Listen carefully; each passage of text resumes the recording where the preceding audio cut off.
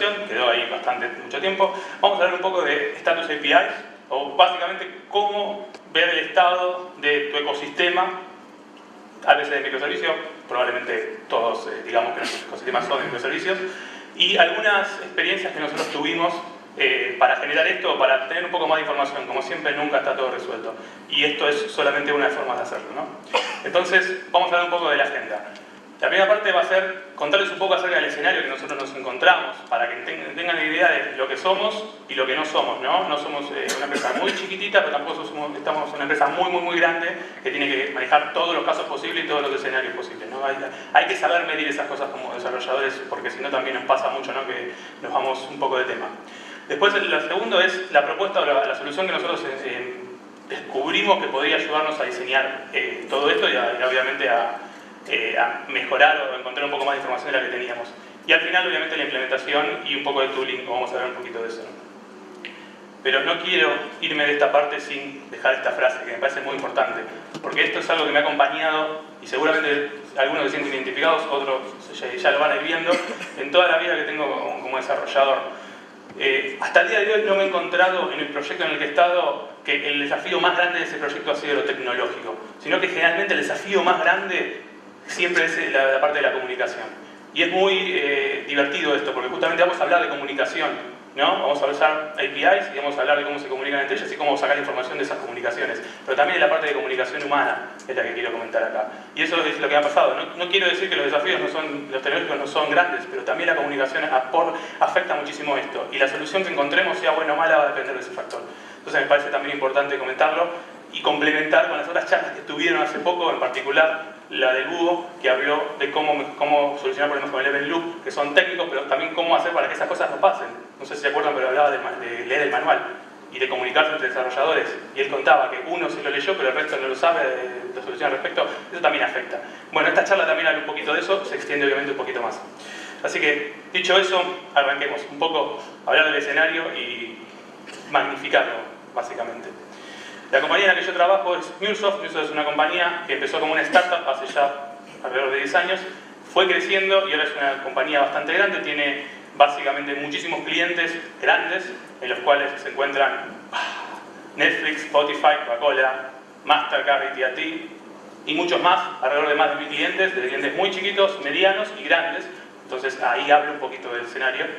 Además de eso tenemos varias oficinas, más de 18 oficinas alrededor del mundo. Las de ingenierías están en San Francisco, están en Mountain View y están en Buenos Aires.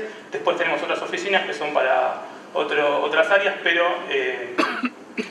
eso no implica que no tengamos que interactuar con ellas y que no tengamos que hablar con los clientes de esas oficinas. Ahí puse la de Holanda, por ejemplo, y la de Londres. Solamente me gustaron los iconos, me pareció muy lindo, pero arriba está el icono de Buenos Aires y de San Francisco. Y por último, tenemos alrededor de 1000 empleados y creciendo cada vez más. Y lo divertido es que cuando hablamos de ingeniería, hablamos de entre 10 y 20 equipos que se comunican todos los días, hablan entre sí, pero no necesariamente están en la misma oficina, ¿no? Porque como tenemos 3 oficinas, estamos distribuidos alrededor del mundo, con todo lo que eso implica. Y no solo eso, sino que ya estamos sintiendo esa sensación, que calculo que ya están viendo, de no conocer realmente al otro equipo, no conocer realmente al equipo del equipo que desarrolló cierta tecnología, aún estando en la misma oficina. Y a eso es donde quiero apuntar. Entonces, para ejemplificar un poco más, vamos a hablar de un típico día de producción de un equipo cualquiera, ¿no? Yo voy a agarrar un equipo, no voy a nombrarlo, pero ya algunos lo conocen. Tienen un servicio de producción y en algún momento pasa un incidente, porque eso es producción. Nosotros tenemos herramientas automatizadas que detectan ese incidente y obviamente les avisan a los desarrolladores que están haciendo cosas. Esos desarrolladores obviamente hacen acknowledge de ese incidente diciendo, ok, está bien, es nuestro, vamos a arreglarlo. Y en algún momento lo arreglan y las herramientas automatizadas que tenemos avisan que está todo bien, ¿no? Yo calculo que varios se sienten identificados con esto, no es nada extraño. Es básicamente lo que hacemos día a día. Pero realmente esto es una simplificación. Esto es un caso para un equipo, para un servicio, ¿no? Entonces, ¿qué pasaría si nosotros ahora, a ese ejemplo que vimos ahí, lo multiplicamos por 10 equipos y 10 servicios, ¿no? Imagínense cómo incrementaría eso. ¿Qué estoy diciendo en concreto? Básicamente que cada equipo maneja más de un solo servicio y no solo eso, que en ese mundo de producción no hay solamente un equipo manejando más de un servicio, hay un montonazo de equipos manejando varios servicios. Entonces ahí se complejiza el asunto. Vamos a agregarle otra complejidad. ¿Qué pasaría si también agregamos dependencia entre los equipos y servicios? No solamente entre equipos, entre humanos, sino también entre servicios, ¿no? Y esto es algo que se acerca más a la realidad. Nosotros cuando separamos las personas en equipos, no es que trabajan completamente aislados, sino que hay interacción y generalmente hacemos un equipo que se ocupa de un servicio, pero después usamos o comunicamos un servicio con el otro y lo utilizamos. Eso es bastante común. Y agrego la tercera, que ya también nos acerca un poco más a la realidad. ¿Qué pasa cuando también incluimos servicios externos? Y acá ya creo que es un escenario un poco más realista que el anterior. ¿Quién no tiene conectado un servicio externo como Amazon con sus servicios? Acá te digo que levante la mano a alguien. Bien, muy poca gente trabaja con Amazon. Qué sorprendente. No, mentira. Todos trabajamos, la gran mayoría trabaja con Amazon o alguna otra nube, ¿no? No me digan que no. Pero esto es lo que sucede, ¿no? Este es un escenario más real que el anterior. Y vamos a graficar esto que acabo de contar con algo más o menos así, ¿no? Obviamente es una idealización de vuelta, pero fíjense ¿qué está diciendo esto? Bueno, acá está diciendo que tenés servicios internos interconectados entre sí, como dijimos hace un rato, varios, obviamente, los azules de Microsoft son los internos, pero también tenemos servicios externos que están comunicados a servicios internos. Y toda esta comunicación no es tan arbórea, sino que es más un grafo, lo que tiene muchas implicancias que vamos a ver después. Vamos a volver al caso anterior de un incidente de producción, pero ahora con este escenario, ¿no? ¿Qué pasaría si un servicio externo falla? Supongamos que la API de Twitter falla, ¿no? Eso ha pasado y va a seguir pasando. Eso, lo que va a suceder, en el mejor o el de los casos, es que va a afectar a sus dependencias, a los servicios que usen la API de Twitter, pero no lo van a hacer caer, sino que lo que van a hacer es degradarlo, van a perder unas features, ¿no?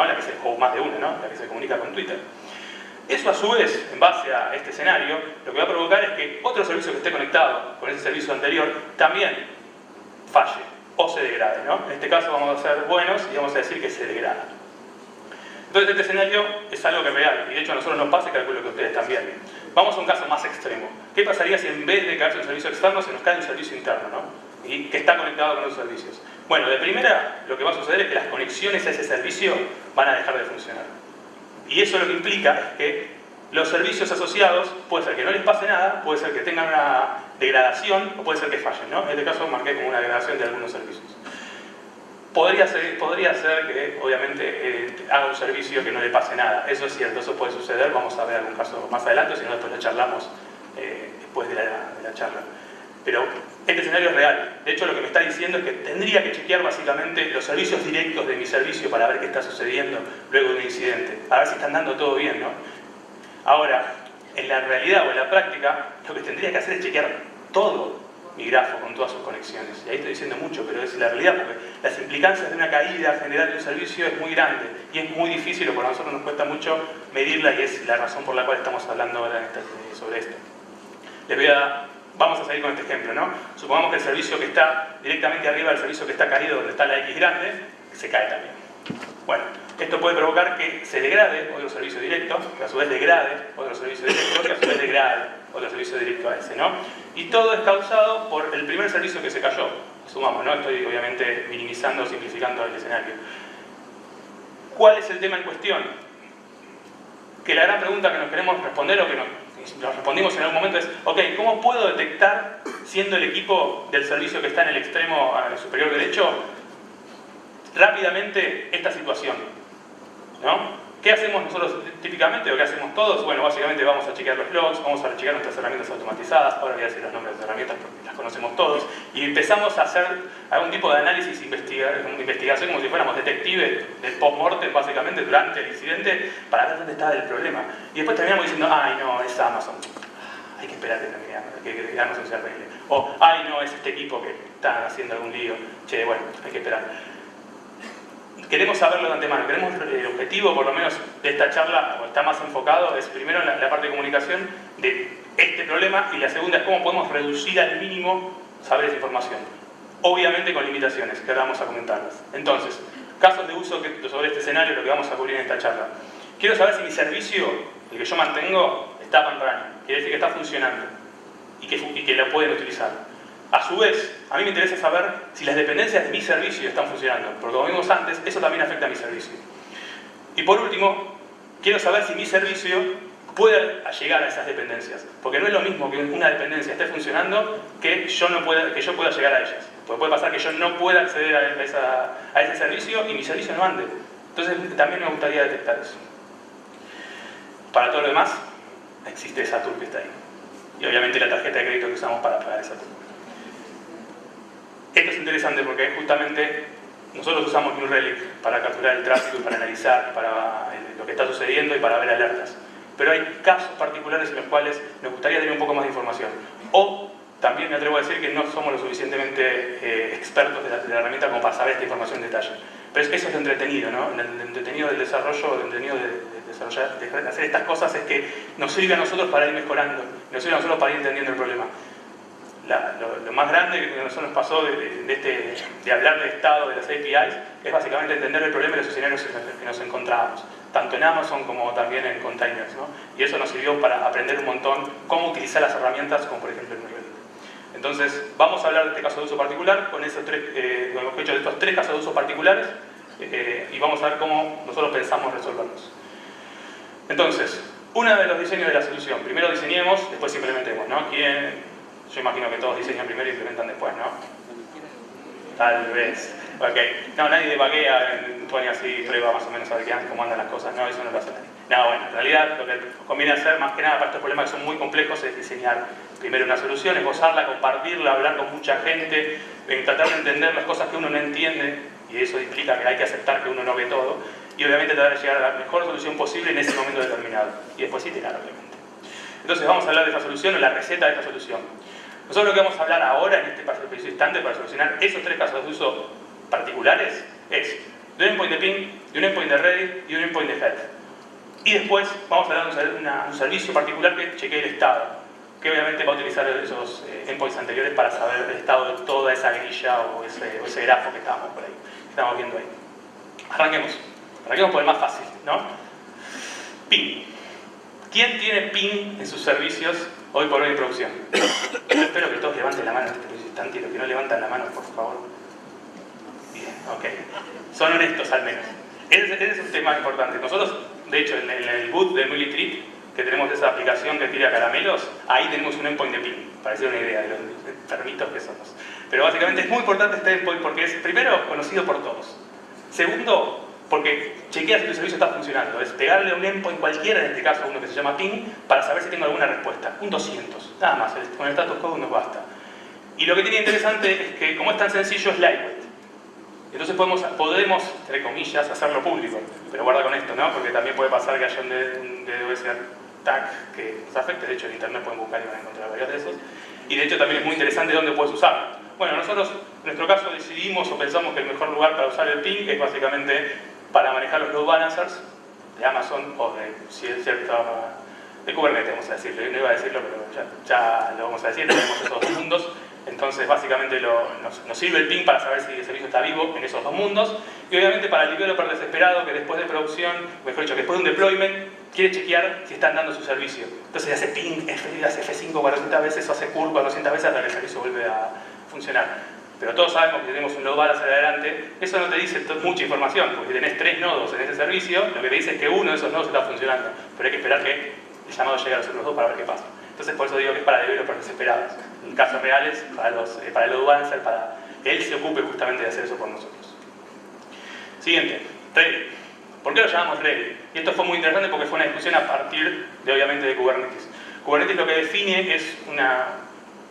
No define solamente Kubernetes, pero fue lo que nosotros lo definimos por ahí. Pero básicamente un concepto que se llama readiness, y define de hecho un prop o una forma de chequear esta readiness, que es no solo que el servicio está funcionando, sino que puede procesar tráfico. O sea, puede recibir request y puede responder acorde a eso, ¿no? Responder acorde a eso es un paréntesis, voy a poner un paréntesis acá, también significa decir, mandar un mensaje de error. Pero quiere decir que mi servicio funciona como yo espero que funcione. Vamos por eso.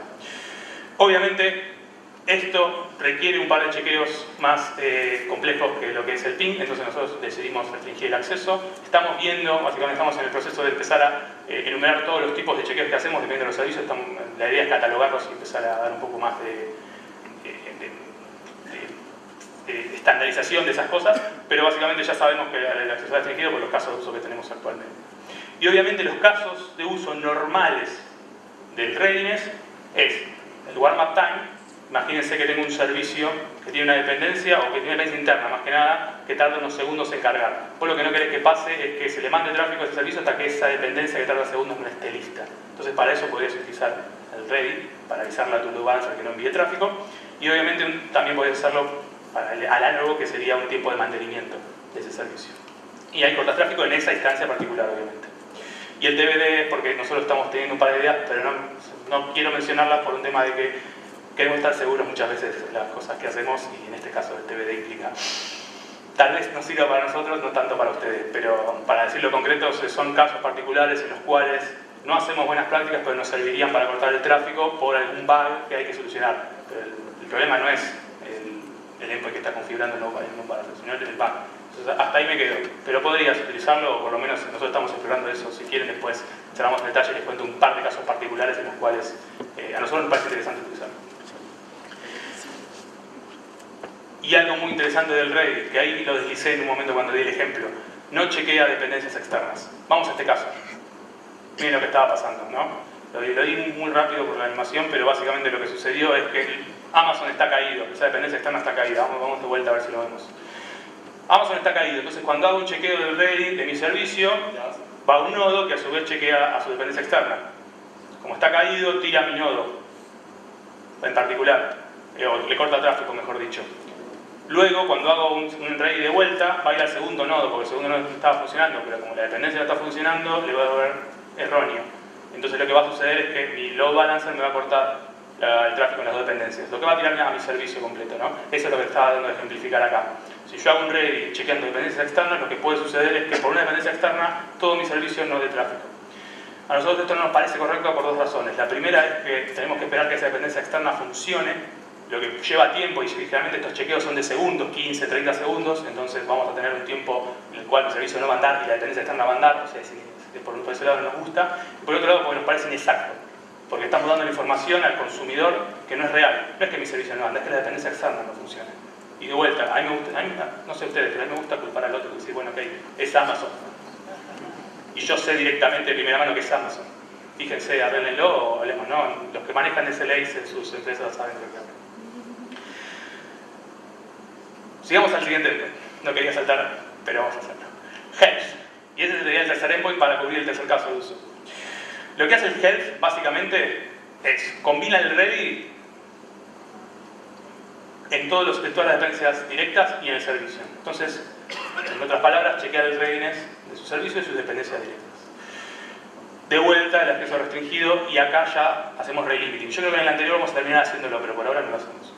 El rate limiting es más que nada para el mal uso interno, o sea, de nuestros otros equipos de esto. ¿Por qué? Porque sabemos que esto va a provocar, o puede provocar, obviamente, una caída de performance del servicio, y no lo queremos así. Entonces vamos a hacer una regla de rate limiting que ya la explicaron hace un rato, pero básicamente es decir que solamente aceptamos, o este servicio acepta un número fijo de llamadas por un tiempo determinado, ¿no? 10 llamadas por segundo, y más de eso, no, tenés que esperar que pase el tiempo, o sea, el otro segundo. Y el uso, hoy por ahora que estamos pensando darle, o que vamos a, lo que nos parece más útil en este instante es, primero, saber que el servicio está funcionando, y segundo, que saber que las conexiones están funcionando. ¿Recuerdan que hablé hace un rato que hay un problema, o que no es lo mismo que la dependencia funcione que mi servicio llegue a esa dependencia? Bueno, a nosotros nos ha pasado muchas veces que la dependencia funcionaba, pero la conexión no funcionaba. Entonces, con este caso, como va a ser un ready al resto de las dependencias, puede estar seguro que la conexión está funcionando. En ese instante, en esa imagen particular, ¿no? Pero sirve. Y acá es interesante también. Vamos a un caso particular, porque justamente el juego del ready le implica. Imagínense que una dependencia no funciona. Fíjense lo que estamos devolviendo al consumidor de mi servicio. Yo ahí tengo una dependencia que no es primordial para mi servicio. Entonces yo lo que voy a decirle a mi cliente, porque obviamente esa es lógica de manejar el servicio y el equipo, es que mi servicio está degradado. O podría decir también que mi servicio no funciona. Eso lo va a elegir el equipo. Pero este es un caso particular muy bueno, porque lo que estamos diciendo acá, y obviamente con más información, es decir que mi servicio funciona, pero algunos features no. Y esos features también, esto es más que nada también no es objetivo, sino que es muy subjetivo, no son los features principales. Entonces por eso digo que está degradado. Si fuera el caso principal, el caso feliz de tu aplicación, yo tengo que decir que mi servicio está caído, porque todo lo que viene no le va a funcionar. Entonces, acá viene la parte también de comunicación, de saber cuándo elegir decir que el servicio está degradado o está caído. Pero por lo menos acá tenemos algo de información. La realidad es que esto no tiene respuesta correcta. Esto depende de cada uno de nosotros. O básicamente de todos los que están en la empresa. Y otra cosa interesante, que lo dije hace un rato, es que el health llama al ready. ¿Por qué es eso? Porque tenemos un grafo nosotros en nuestras conexiones. ¿Qué implica tener un grafo? Implica que tenemos dependencias circulares. Entonces, si nosotros llamamos al health de cada una de sus dependencias, que a su vez llaman al health de cada una de sus dependencias, puede pasar que mi subdependencia sea la primera dependencia y obviamente tenga una dependencia circular y tenga que resolverla. No quiero decir que no es imposible resolverla, no quiero decir que no hay algorítmicamente no es imposible resolverla, solamente estoy diciendo que nosotros decidimos no ir por este camino y utilizar el health de esta manera. Si después podemos charlar un poco más, hay casos extremos, yo creo que hay una limitación teórica, práctica de hacer health de health, por eso mismo que no fuimos para este lado. Si a alguno le interesa este tema, más que nada la parte algorítmica que es divertida, lo charlamos. Entonces con esto ya estamos cubriendo algunos de los casos de uso, la gran mayoría de casos de uso que hablamos hace un rato, pero nos falta algo más, porque justamente acá lo limitamos el health, entonces nos falta saber un poquito más de información. Y es acá donde la solución que a nosotros se nos ocurrió, obviamente, es tener un servicio que chequee el estado de todo el ecosistema que tenemos. ¿Qué va a hacer este servicio? Este servicio sí va a llamar al health de sus dependencias, pero de manera tal de que no se genere esta dependencia circular y que podamos saber, llamando una vez a cada servicio, el estado completo de nuestro ecosistema. Obviamente va a estar protegido, no hay mucho más que decir, pero lo importante es que hoy por hoy el uso que le damos es informativo. ¿Por qué es informativo? Porque la realidad es que todavía no sabemos bien el potencial de esto. Todavía estamos viendo qué cosas podemos hacer. Tenemos un montón de ideas y las queremos utilizar, pero la idea es que esto ya para nosotros nos resuelve a nivel informativo un montón de cosas. Vamos a volver después más adelante, pero básicamente teniendo todo esto, ya o por lo menos en hoja y papel, porque estamos en la parte de diseño, teníamos mucha información. Entonces vamos a hacer un pequeño resumen de todo esto. Dijimos que queríamos chequear si el servicio estaba up and running y ready, ¿no? Entonces dijimos up and ready. Bueno, para eso tenemos el ping and ready. Ya lo definimos, son fáciles, el ping era muy sencillo, el ready nos dice si podemos mandarle tráfico o no. También queremos chequear si un servicio puede llegar a sus dependencias. Entonces ahí definimos el health con la limitación del ready. Pero nos cumple ese caso de uso, por eso que por ahora nos parece interesante. Y ahora el tercero, queremos saber el estado del ecosistema completo. Y es para eso que tenemos el Endpoint Service Health en el servicio de estado. Dicho todo esto, si todos ya me creen que esto es una solución viable, podemos charlar un poco más acerca de la implementación.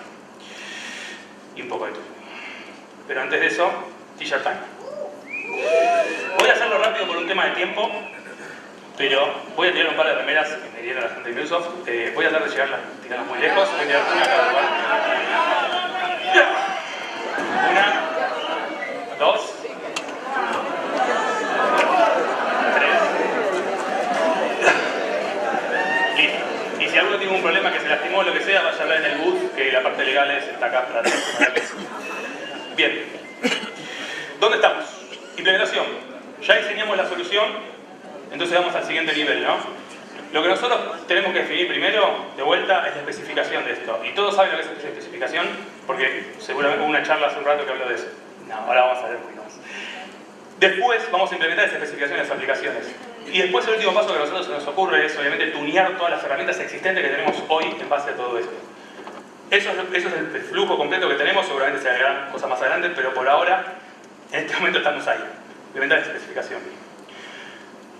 ¿Alguien sabe lo que es OpenAPI Initiative o OpenAPI Spec? Bien.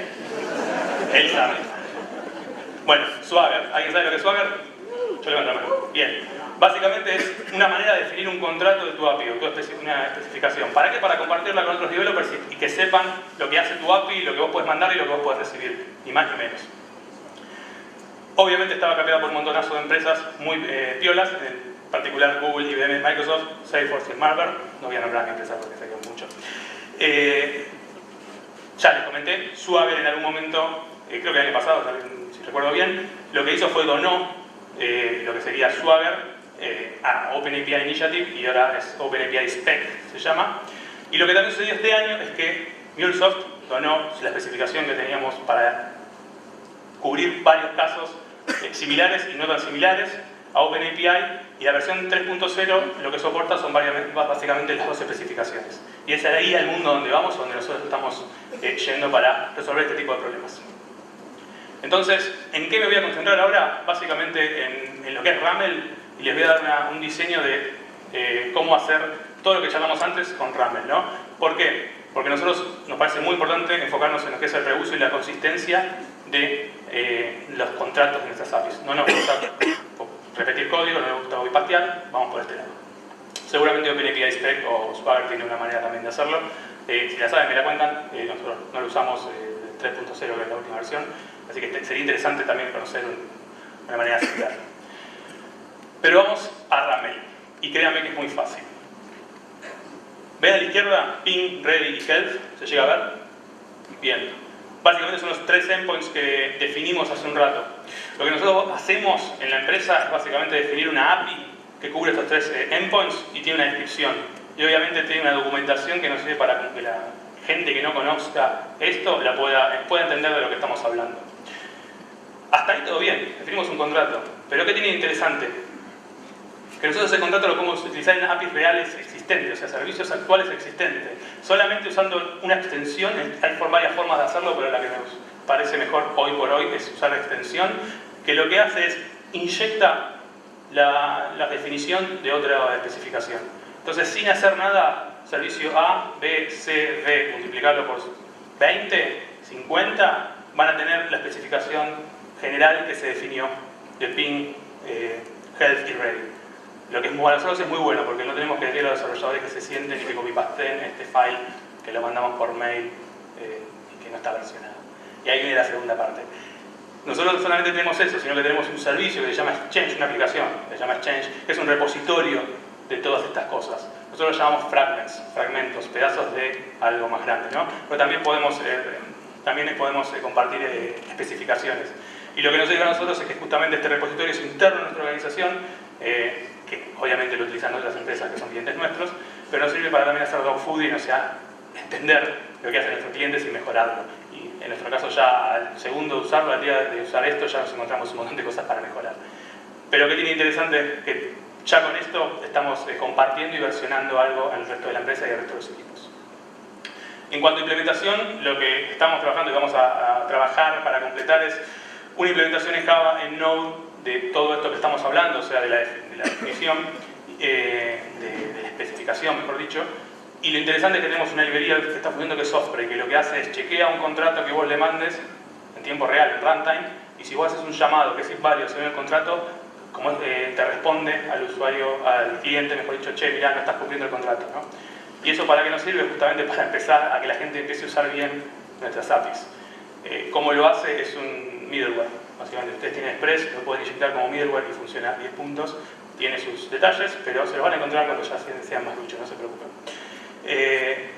Entonces ahí ya tenemos algo al respecto de implementación. Les recomiendo que miren Osprey y les recomiendo que definan con especificaciones, sea Swagger o RAML, sus APIs, más que nada por un tema de comunicación. Podemos un rato. Si hacemos todo esto y terminamos de hacer todo este ciclo, que como les decía es algo vivo que está funcionando, lo interesante es que la pregunta que teníamos inicialmente vamos a poder responderla. Entonces, en el caso que teníamos acá, que era el extremo, que era la quinta dependencia que estaba fallando por una dependencia que estaba por ahí, vamos a poder responderla. Obviamente los desarrolladores expertos con toda la plataforma lo van a hacer mucho más fácil chequeando los logs, pero para el resto de las personas como nosotros, vamos a poder, siendo parte del equipo E, agarrar y decir, bueno, ok, esto está fallando porque hay algo en A. Entonces debo empezar a mirar por ahí. Créanme que tenemos muchas ganas de terminar con esto y obviamente el año que viene calculo que estaremos contando el tooling que queremos hacer para que esto sea mucho más visible. Obviamente la diferencia van a ser UIs, pero la idea va a estar. Así que dicho todo esto, espero que les haya gustado. Hablamos después de la charla. Muchas gracias por escucharme.